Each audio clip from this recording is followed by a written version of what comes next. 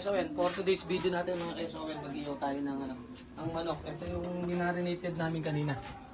Bali, pinakuloan ko lang siya ng mga 4 minutes. Para lumambot siya ng konti kasi para mabilisan lang din ang pag-iyaw natin. Kasi kailangan natin malambot na para hindi na masyadong matagal lulutuin, iyawin.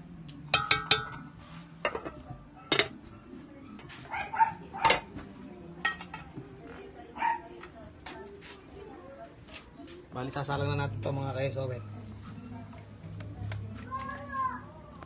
Pinakuluan ko nga pala ito. Ang ingredients namin ginamit dito toyo, suka, paminta, tsaka bawang, tsaka oyster sauce. Pinakuluan ko lang siya ng 5 minutes para lumambot mga Kesowen.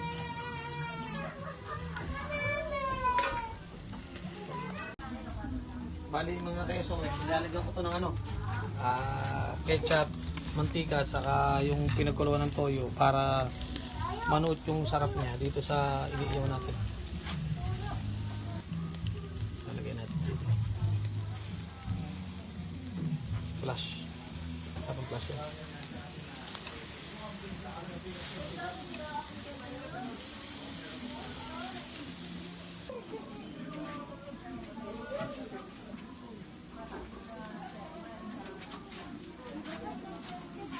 Maamoy na mga Kesowen.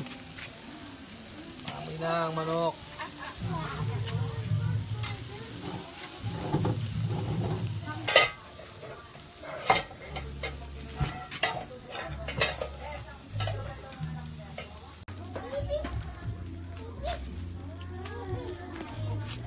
Kesowen, ito na.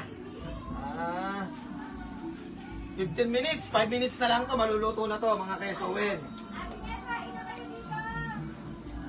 Ito na mga Kesowen, oh. Nagkulay brown na mga Kesowen, ayan. Nanunuot na yung sarap dyan.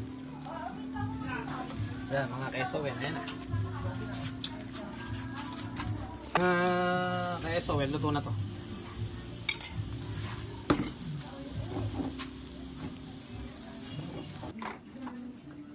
Okay mga Kesowen, kakain na po tayo. Gasakan time na. Gasakan time na mga Kesowen. Ito, gumawa tayo ng sausawan natin. Suka, toyo, sili, sibuyas, saka paminta.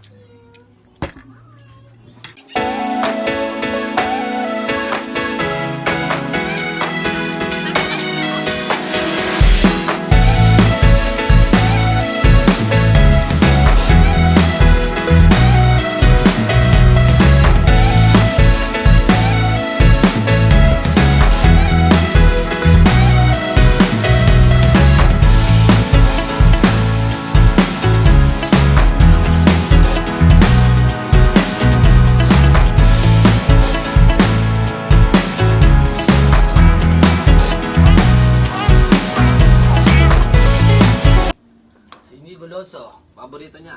Lahat na niluluto ko paborito. Lagi siya nakakarami sa kain niya dito.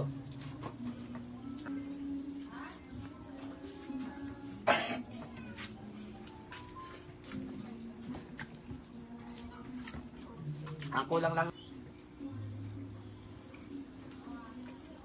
Tapos pinakuluan natin ng konti para malambot na siya. Para mula magang hanggang gabi. Ito palagi lang. Pwede na lang isa lang. Kaya lang ako. Yung boss ko, ayan.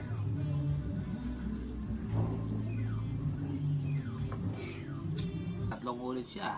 Ay, so no?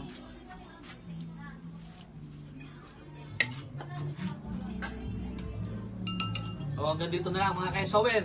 Solve tayo sa nakita nyo naman yung niluto natin. Tayo.